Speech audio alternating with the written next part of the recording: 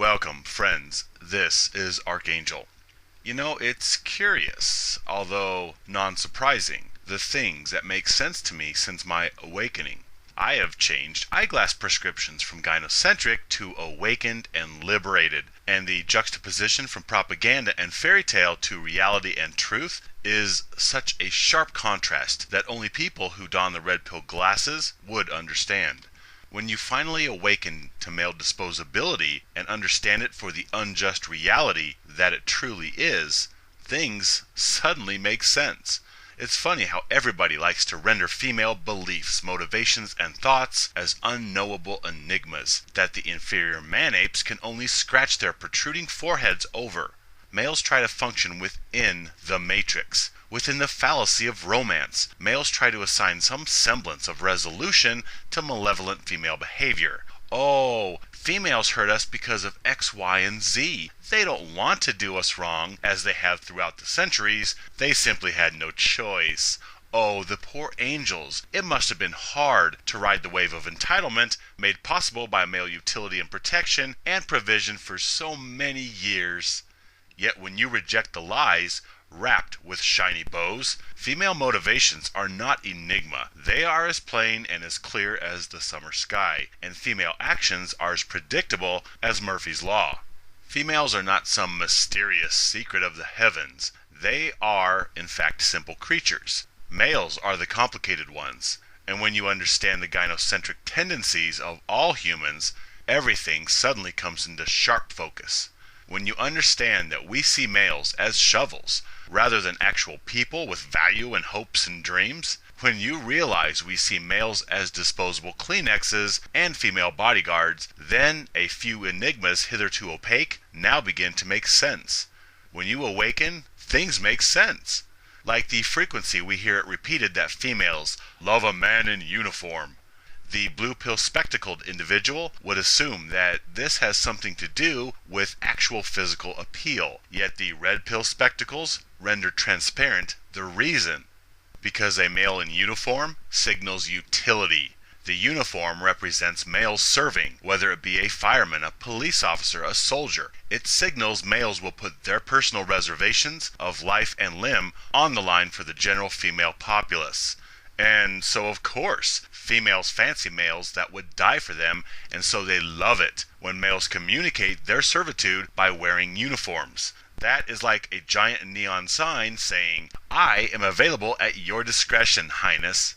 The same could be said of males in slacks and shirts and ties, or business suits. It signals ambition and a desire to achieve or pursue even more financial wherewithal, and that communicates ambition, resources, and provision. Material assets just waiting to be plucked away by females from these shovels in business suits.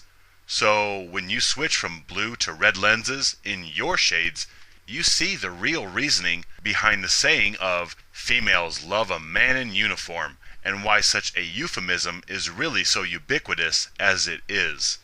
When you put on your dress blues, no, your caveman jaw and vulgar protruding forehead are not suddenly made handsome. Males are still disgusting, offensive, odorous apes.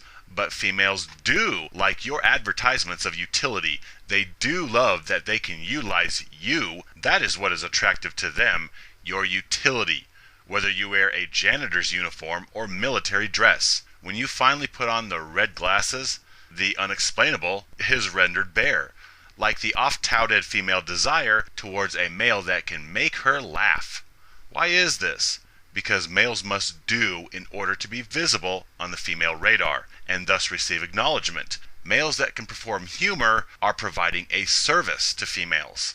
It is male utility harnessed for female benefit. Males that can make females laugh garner attention, while males just standing there looking pretty are of no particular use to female advancement. We are meant to be clowns, supposed to be court jesters, sequestered to berate ourselves, disparage our dignity, and mock our anatomy for the amusement of the princesses perched atop their marbled thrones. So it would be obvious that females desire funny males, because laughing is fun, especially when the laughter comes at the expense of self-mockery of the other party, which strokes the ego of entitled princesses. So females like to advertise for this trait because it is males serving, doing something for females. So, for one, laughing is enjoyable and entertaining. And B, males trying to make females laugh essentially communicates a deeper meaning to females. It says, "Hi, I am a compliant male with gynocentric tendencies, and you may use me for laughs or other ends such as protection and provision. I am malleable to your whims." And if a guy isn't funny, well, then he better have a fat wallet or dig a mean ditch if he wants any female attention. What about male aesthetic considerations? Male looks? Yeah, what about 'em? Well, this is why females always say looks are not that important. Not because females are enlightened and benevolent and above the petty superficiality obsession of males and looks, but because his looks do not open her doors, or paint her house, or die protecting her. So when it comes to mate selection, females are fairly honest. Looks do not matter as much as they do to males. Understanding male utility, that males are shovels, also explains the idiom, "chicks dig scars." Why? Well, again, it signals movement, action, utility. It says, he does things, he takes chances, and has spirit to carry on after injury. And thus chances are he will be productive and make an adequate provider. It isn't really that females become physically aroused and moist between the legs at the deformed scar tissue covering the former injury. Rather, the scar is a signal that he is active, makes decisions, takes chances, and keeps on going after getting burned. Isn't this why females defer to so-called alpha males? Because they take charge and do? They get out, assert, and accomplish. They do, which is half of what females want from males. Labor, which leads to provision. Scars also address the other required concession females demand of males: protection. Scars suggest that males are familiar with injury, and it conjures images of males in battle, locked in chivalrous protection of the female herd. Scars hint that males will place themselves in harm's way to protect the tender, fragile, and incidentally, superior womanfolk. Scars are like scratched paint or the dented fender of an old work truck, which are proud badges, brandings of servitude. Also, we like our work trucks to be eyesores, with a few dents and dings, so they will have less opportunity of infidelity. And the more scratches or dents and dings that males have, the less curb appeal they have, which females hope translates into less opportunity of male philandering. You're my shovel. I don't want you serving any other female. Thus, the less attractive, the better, within tolerance, of course. Males as utilities, males being shovels, also explains our obsession with male appearance. Why are people so obsessed with male appearance? Why do we shame males into flannel and baggy swim trunks? Why are people so crazy obsessed with male hair length? Why are males discouraged from cosmetic expression and compelled into monotony and plainness of appearance? Meanwhile, females get to modify and misrepresent their physical structure with artificial color and all manner of augmentation. We need to break male spirit to no greater ambition than simple conformity, and we need to market them as the shovels that they are. Moreover, we need to know, with a quick glance, who is a shovel and who is a goddess, in the event that we need an emergency sidewalk sweep, or we are planning triage and lifeboat seating arrangements. Conformity of male appearance is similar to males in uniform. It signals male acquiescence to instruction, which signals utility. We require easily identifiable worker drones, whereas females are allowed to be walking kaleidoscopes of color, which also differentiates them as non-disposables. We want our shovels to look like shovels. Are you going to dress up a broom or pretty up a rake? Heck no, but you would definitely bestow adornments upon statues of Venus. We shame, even force males into assuming plain, aesthetic appearance. That way, they can be easily identified by citizenry young and old alike as male, and thus as tools to be utilized when needed. Moreover, when males conform to appearance standards, that also demonstrates their ability to follow instructions and do as they are commanded. We like shovels that do as they are told, with no lip. I've always wondered why males, especially elder males, have had such obsessive conniptions over male hair length. When I was younger, I failed to understand the crazy, froth-at-the-mouth fervor mature males expressed regarding the hair length or sagging pants of junior males, or the earrings or piercings or tattoos, or any other non-approved aesthetic liberties. Why are guys the first to point out any other males whose hair length has surpassed a half an inch in length? I think it is a matter of misery loves company. Hey, I'm a utility, and you are too. Now look like one. Why was there such a fervor over hippies? The slave males of gynocentric agenda were jealous of the freedom exhibited by the younger generation males, and so tried to shame them into servitude right along with all the other slaves whose spirit and free will has been broken by the vaginisty. No fair. I'm a tool, and easily identified as such, with my shirt tucked into my trousers and my crew cut. But you're a tool also. So get a haircut, a real job, and grow up. That's right. Sign your life away to an entitled female and a dozen hungry mouths. Then feed the tax machine like the rest of us plain, boring shovels. Utility, males being shovels, also explains my trepidation around females. I've always had this knee-jerk reaction to females who act nice or happy to see me. You know, it's a curious thing I've noticed intermittently during my life. I experienced this just the other night, as I was leaving work and a female who I rarely engage made a point to say, "Bye," as I was trying to slip out the door, and my only thought as I walked to the car was, I wonder what she wants. I've always had this uneasy feeling regarding females who engage me off the clock. Off the clock meaning waitresses, tellers, sales ladies, or customer service ranks are paid to be artificially nice and cheery to everyone, including males.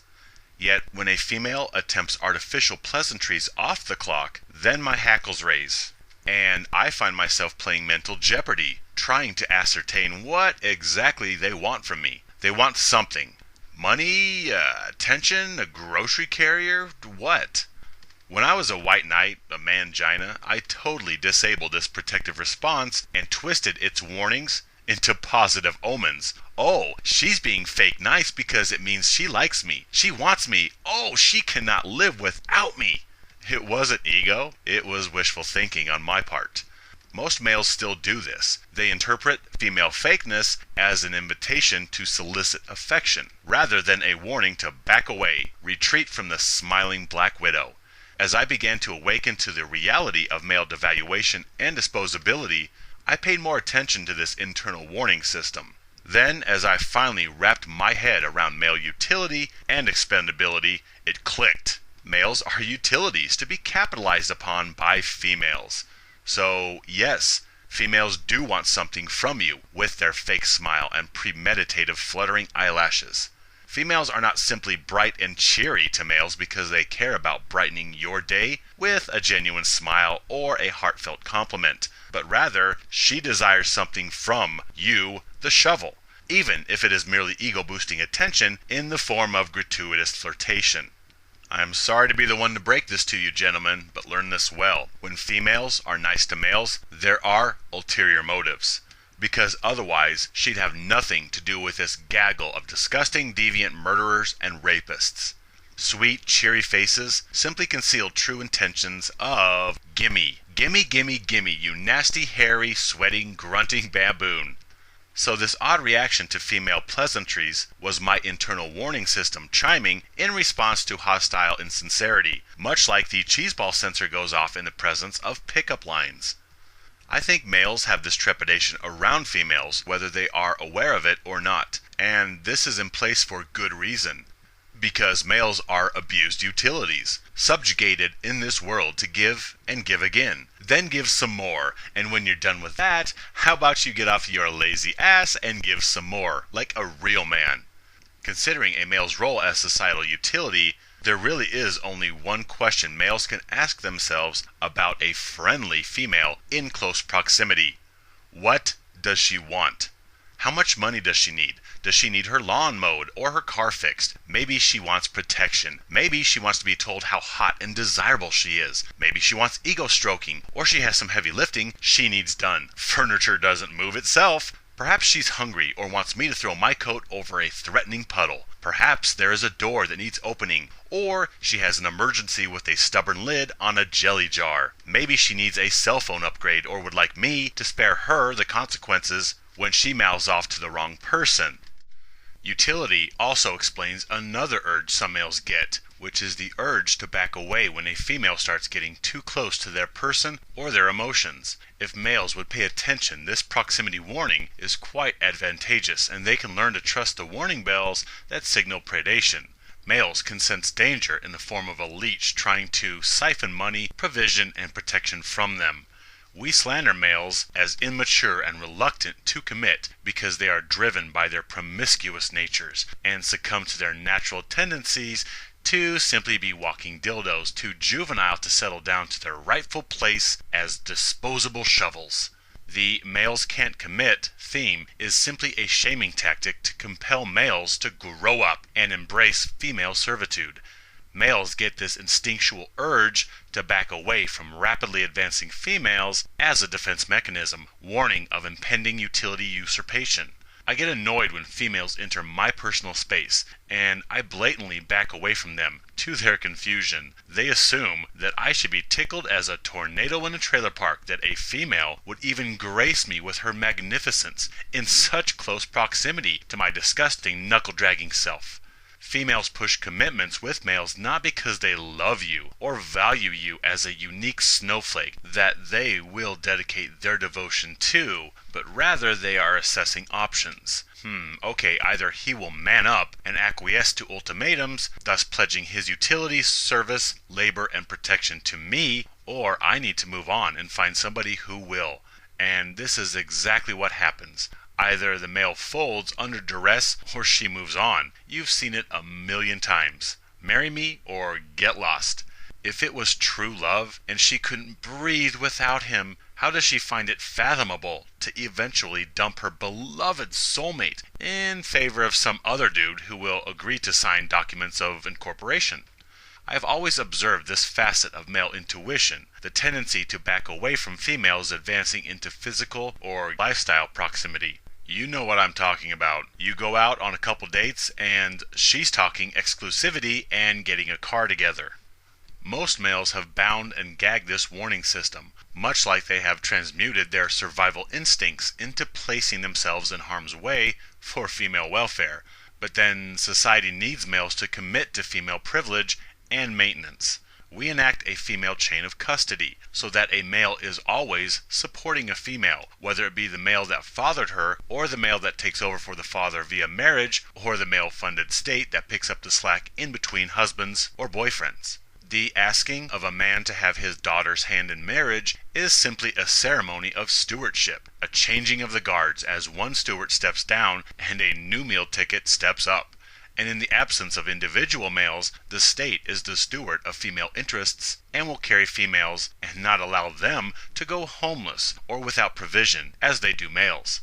It makes sense that the state encourages male commitment, because if individual males do not carry females via marriage, that's more strain on the government and its resources, meaning less male tax dollars to be squandered by the elite players of the largest alpha on the block, the government. We want males to commit, and commit as quickly as possible to any female. Doesn't matter. Take your pick. Find a female, ejaculate inside her, then support, protect, and provide. Don't think, just do. And once you're legally incorporated with the female, you are stuck carrying dead weight long past the dissolution of the incorporation via female enriching entitlements of divorce and property division, alimony, child support, etc.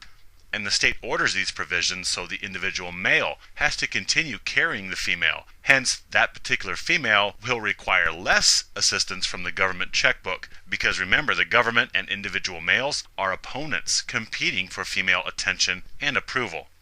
We exist in this society where females and the state encourage hasty commitment of male financial stewardship to females, and females invading male space or moving too fast is a symptom of this agenda. So females walking right up and getting 4 inches from your face, confident her feminine wiles or charm or pheromones will work their magic on you, is day 1. Day 2, she is calling you her boyfriend and talking apartments and pets. Day 3 is basically planning this seating at the wedding reception. However, males have the beauty of a warning system that signals infiltration of threat, which is this urge to back away from females that leverage themselves into our space and lives. It's ironic that males get saddled with slander of philanderers and champions of promiscuity, while we paint females as beacons of fidelity and loyalty. This is outright lie, propagandized diversion away from reality.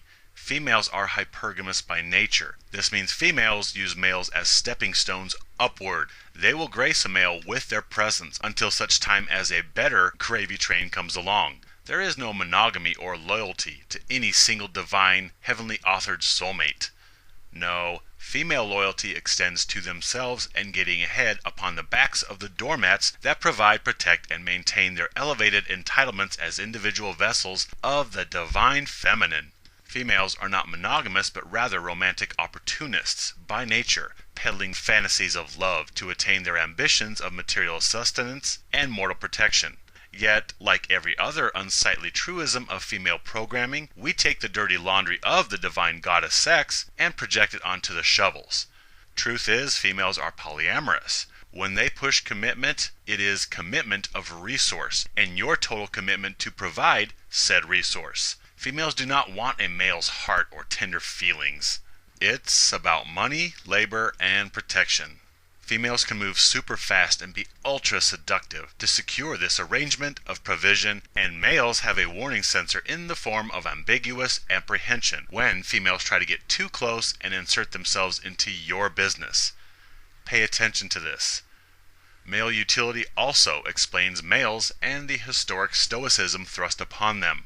When males infantilize females, this necessarily calls into fruition male disposability, because when you take responsibility for survival out of the hands of half the species, then the other half must pick up the slack and care for, provide for, and protect these delicate flower petals.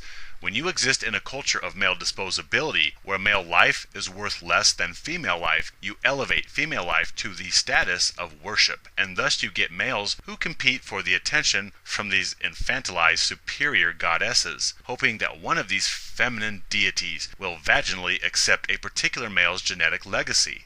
When males compete for female attention and approval, cunning is an asset, emotion is a liability.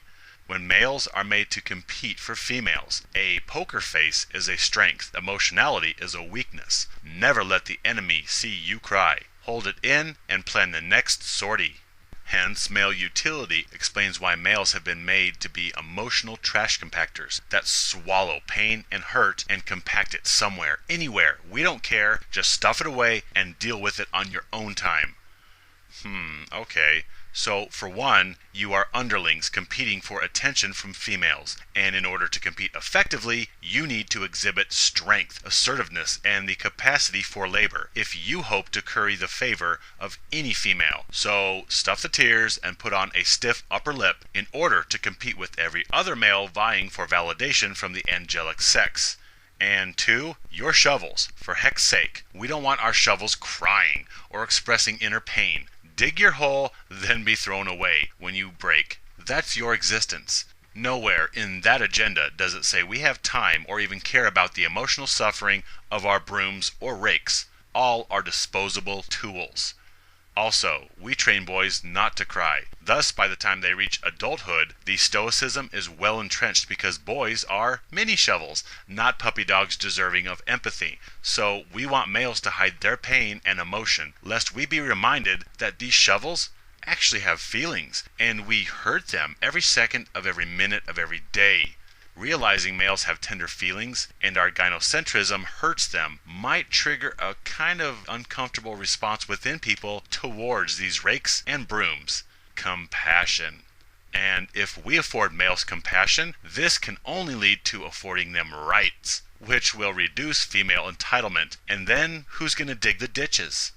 If we witness shovels crying because they are being reduced to shovels, we might momentarily rethink our treatment of males as shovels, and that would lead to a horrible place. Equality, not female superiority, supremacy, or privileged entitlement. Nope, we need male labor and sacrifice to continue pampering Gaia, our divine feminine. So we do not want to see male emotion or deal with the injustice or morality of treating males as disposable Kleenexes. We do not want to hear of male suffering, so suck it up, man up, and check your male privilege.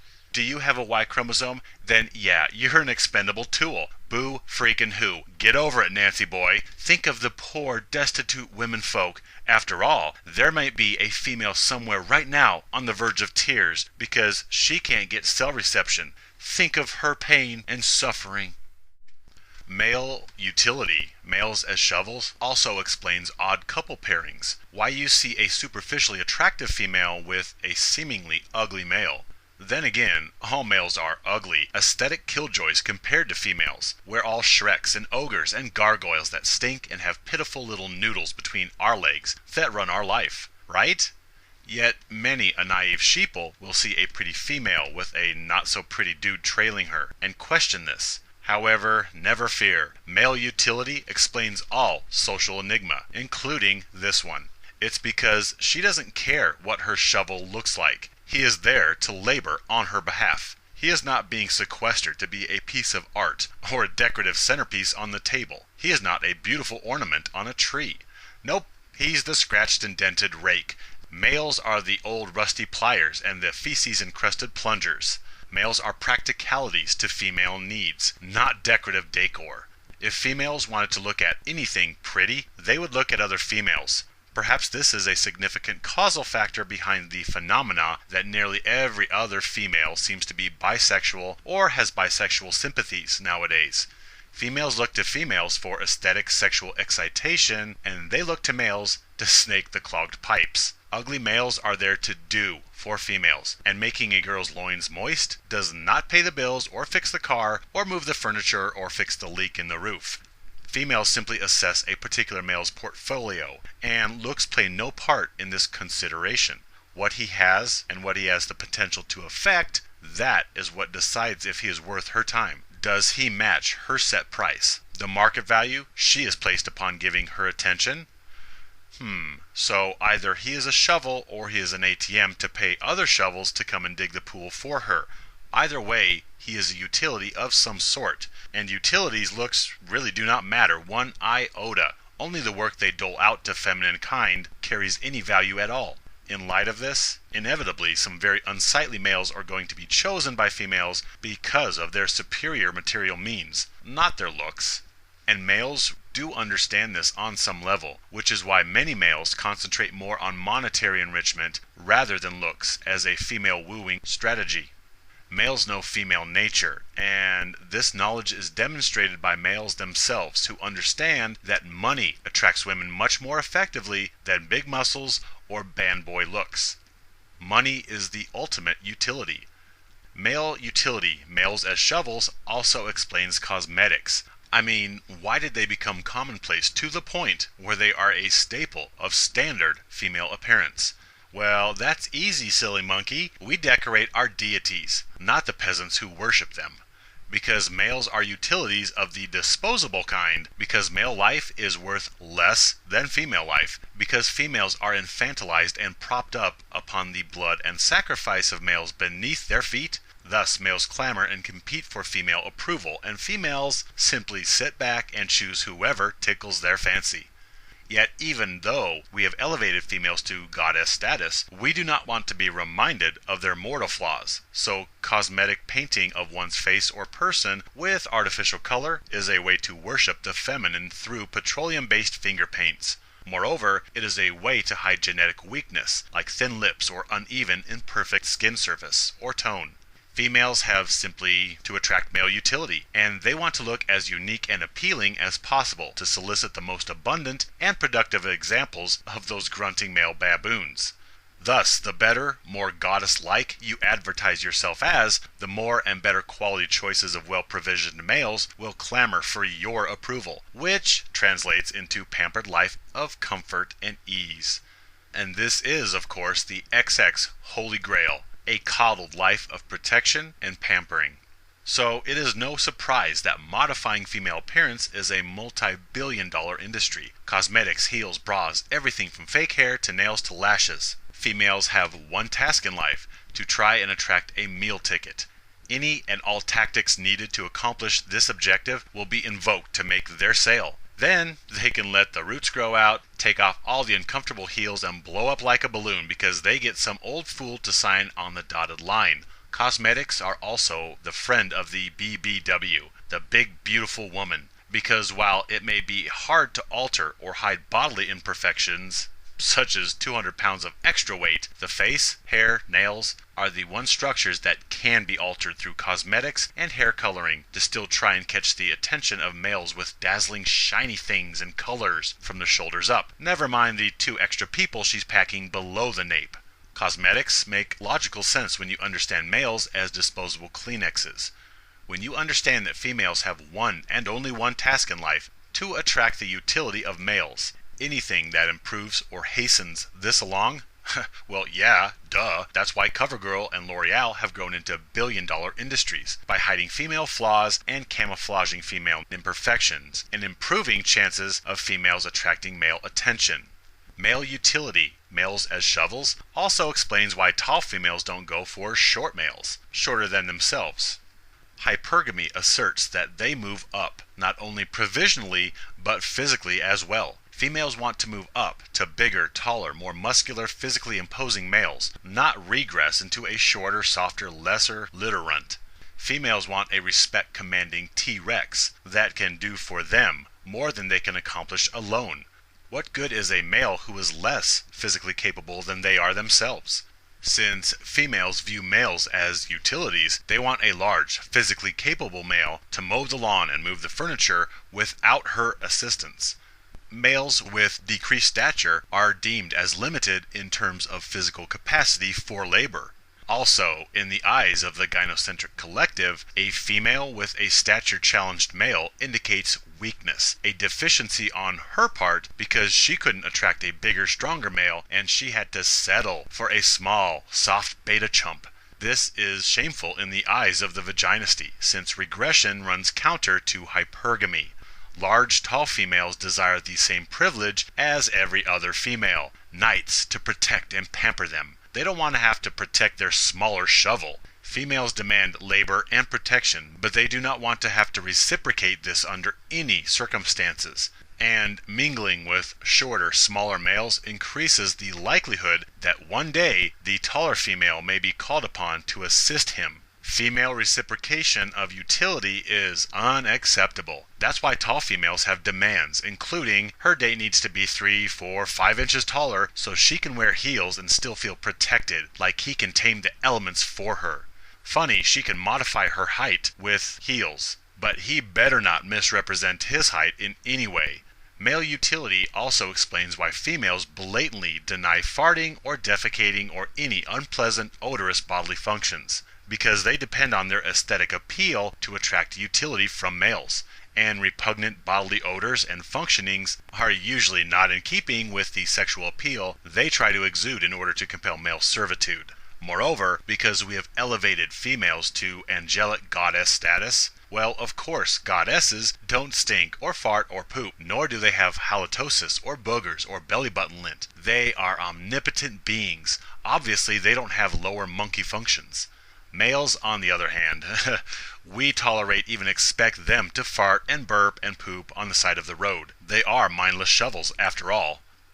Fine, whatever. Burp, fart, all you guys want. Just bring home your paycheck and then patch the roof. Got it? Male utility also explains why there is such an overzealous focus on male behavior, as it coincides with calendar years. Shovels should act in a certain fashion at a certain age. Huh? Well, quite simply, shovels should act in a certain fashion at a certain age. Come on, Johnny, you are 5 years old. Time to give up your blankie and take care of your mother and sisters. You're 7 now, Cameron. You should be opening doors for all females and carrying old ladies' groceries out to their cars for them. You are 15, Damien. Time to put away the skateboard and action figures and plan your future. How are you going to earn money to support females? Jaden, you're 18. Time to cut the hair, toss the Xbox, and be ready to die for your country. You're 25, Jensen. Time to assume your responsibilities, aka embrace your societal value as a discardable shovel.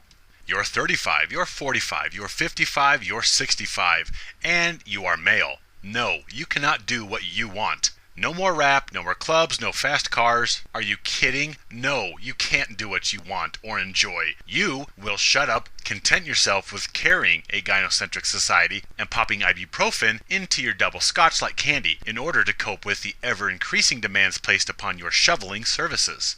We do not want males to develop the notion of self-determined male free will. So we will program guys with certain stages of utility at certain ages. You are a tool, and the sooner you relinquish ambitions of personal enjoyment, the better off you'll be to produce and die for everyone else. Male utility also explains the court systems, through presumption of motherhood, which instill benevolence and purity of intention upon females as requisite traits of the gender at large. Courts presume females as honest and incapable of treachery. Thus, in order to justify male disposability, we need to defame and paint males as defective, dysfunctional, and in a word, evil.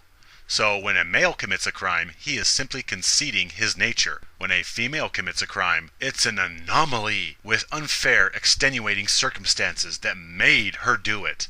She was the victim of male influence somewhere along the line, and thus the female offender needs help, not punishment. Unlike the male offender who needs severe reprimand because he is criminalistic by nature. So courts enforce female entitlement and infantilization while upholding male disposability. You think a male could cut off a wife's boob and chuck it out the car window while fleeing and then be found not guilty? You think a father could kill his kids and simply walk? We slander males as inferior to justify their utility and disposability, and we elevate females to a fluffy, comfy space above the law, and sentencing differentials between the sexes mirrors our biased gender narrative. Male utility, males as shovels, also explains Western males' ubiquitous obsession with sports. I've mentioned this before, but it bears repeating. Sports is the approval venue for emasculated, devalued males to vent any excess energy or creativity they have not exhausted on carrying a gynocentric society. The vaginisty sees sports as a necessary evil to direct the frustrations of males so they will continue to produce and labor come Monday morning after the weekend's games are all history. Males have a need for respite from the never-ending emasculation and devaluation of themselves and their sex. And so sports is the gyno-approved receptacle for males to vent their frustrated energies into. Males are given female approval to congregate with other emasculated males for the purposes of eating hot wings and yelling at the boob tube. Consider the alternative to female privilege. If no outlet is supplied for the repressed male energy, these shovels might reach critical mass, and they would go postal or worse yet, revolt and refuse to protect and provide for the same females that stymie them into mere armchair gladiators. So females allow the old man the mercy of sports as proof that she cares about his enjoyment, which is evidenced by the fact that she allows him recreation from a list of gyno-approved activities. And watching football or baseball or basketball is acceptable. Maybe the occasional company softball game or church basketball game. Fine, whatever, you grunting primates. Yes, go work out your testosterone and then come home and return to being a shovel. However, what's not on the gyno-approved activities list is single guy things. Clubs, motorcycles, fast cars, anything she cannot supervise is unacceptable. In fact, when you really think about it, when you really trace all societal protocols and behaviors to their source, male utility, males as shovels, really explains all, and especially female behaviors. You have all these articles touting what makes females tick, what do women want, like females are some sort of divine enigma that needs proper translation which drooling man-apes could never fathom anyway. Well, here and now, as I have in previous videos, I will reveal the mystery of the ages. The mysterious divine female wants male money, labor, and protection. I can also tell you what males want. not superficialities like sex or monetary status or superstardom. Males want the one thing they have never truly experienced: simply to be loved because they exist. Then again, males have been used and abused for so long that if a female truly expressed this sentiment, the first thing we'd consider is, what does she want? My friends, look closely and you will see that male utility renders transparent all societal memes and beliefs. And I am here to shatter this paradigm. My friends, my brothers, stand with me, live free.